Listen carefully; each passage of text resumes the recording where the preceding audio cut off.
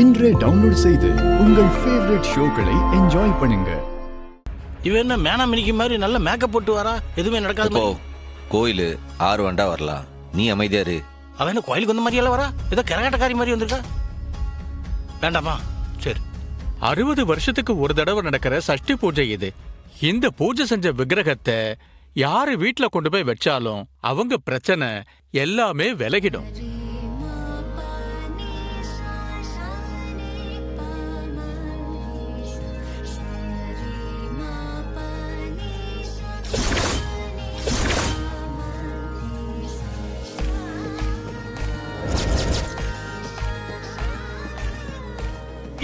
சாமி ஒரு நிமிஷம்.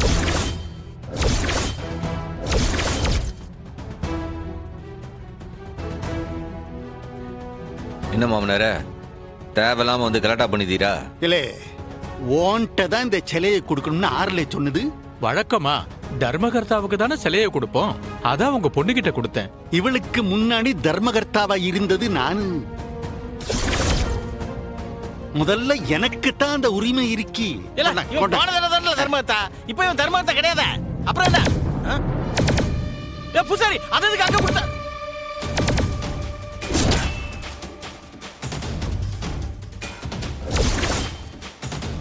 எல்லாம் பிக்கலி பையல. இப்ப எதுக்கு அந்த விக்கிரகத்தை எடுத்து அந்த பொம்பளைகிட்ட கொடுக்க? இல்ல வீணா போனவனே, இந்த அம்மா ஆறு எம்புட்டு பெரிய போலீஸ் ஆபீசரு. இந்த அம்மாவை நீயும் உன்ன அப்பா, அந்த விக்கிரகத்தை வழக்கமா தர்மகர்த்தாவுக்கு தான் தரணும். அதான் சொன்னேனேளா, உனக்கு முன்னாடி தர்மகர்த்தாவா இருந்தது நானு. அப்படி பார்த்தா எனக்கு தானே இந்த விக்கிரகம். அப்ப நீ எடுத்துட்டு போக வேண்டியதானே, எதுக்கு எடுத்து அவங்க கிட்ட நீட்டுத? இல்ல அது ஏன் இஷ்டம் இல்ல.